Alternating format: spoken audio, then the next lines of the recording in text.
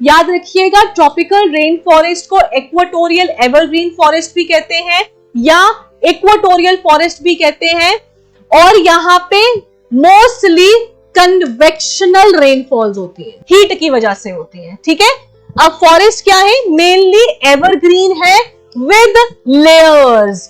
What is layered tree? Layered में trees क्यों होते हैं बताइए मुझे। सनलाइट का कंपटीशन है तो जिनको सनलाइट मिली वो ऊंचे हो गए, और जो नीचे वाले थे बेचारे उनको मिल नहीं पाती तो लेयर्स में बन जाते हैं। Epiphytes can be both parasitic also and they can also show commensalism, कि या तो सिर्फ सपोर्ट के लिए भी यूज कर सकते हैं या तो उसके लिए भी, जैसे कि लाइनास, वाइन्स, ये सारे एग्जांपल्स है एपिफाइट्स के।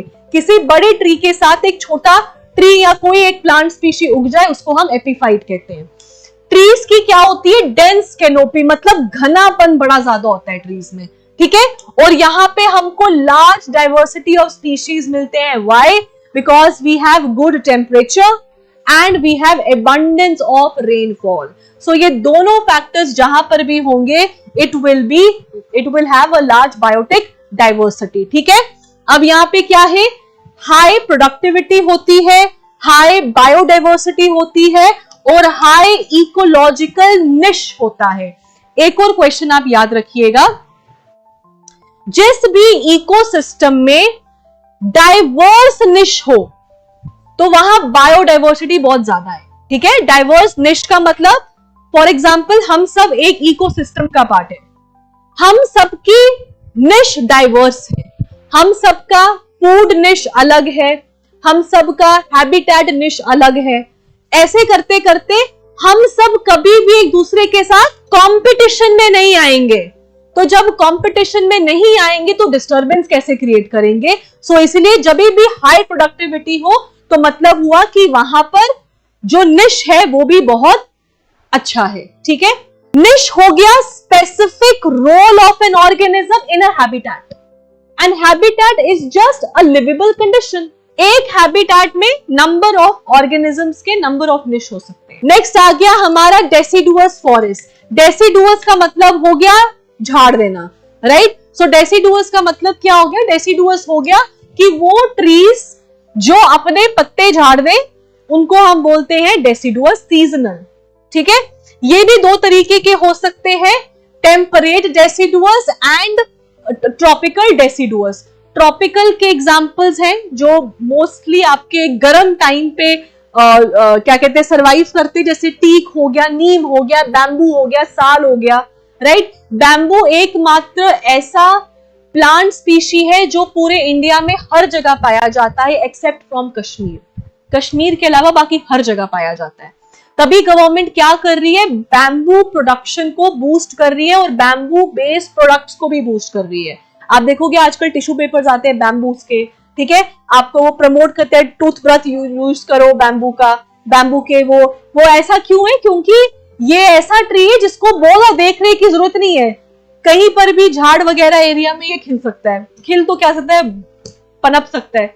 सो इसलिए इसको प्रमोट कर रहे हैं। ठीक है, और नेक्स्ट आ गया आपका टेम्परेट। टेम्परेट हो गए जो सर्दी के टाइम पीरियड में पत्तों को झाड़ दे, उनको हम बोलते हैं टेम्परेट डेसिडुअस, और दूसरा आ गया आपका ट्रॉपिकल डेसिडुअस, राइट।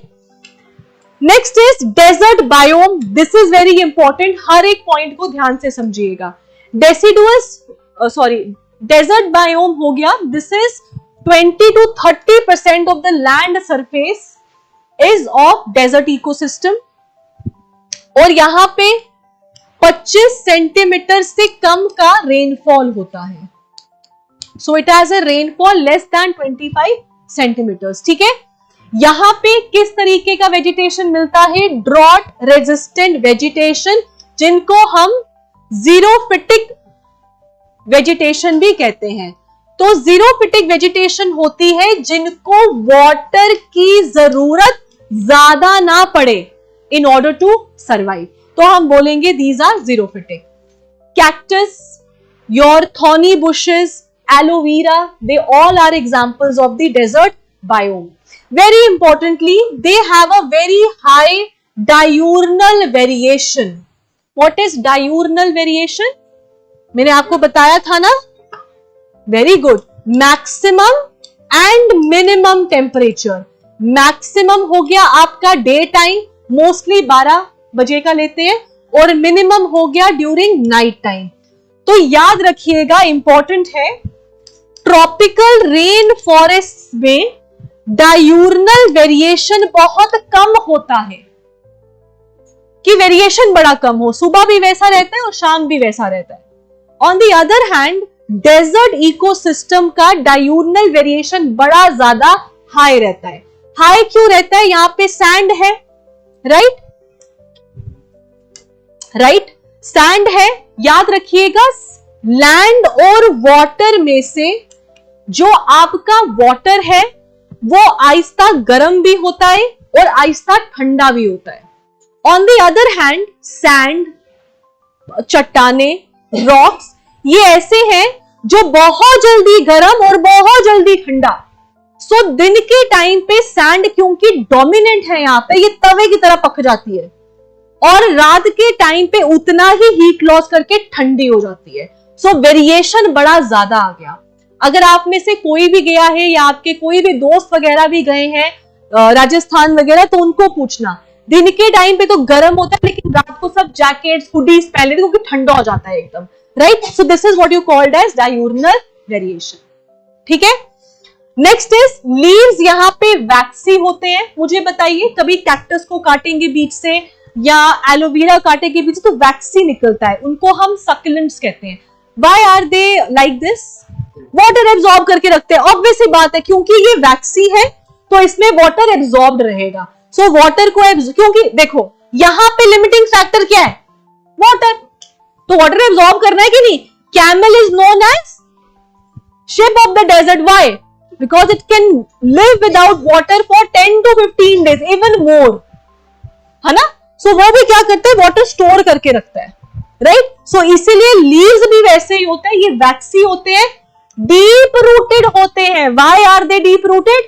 हाँ, क्योंकि वाटर टेबल नीचे, ऊपर थोड़ी है पानी। सो वाटर टेबल नीचे होने की वजह से the roots have to be deep down inside, so the roots are deep rooted and leaves are needle shaped.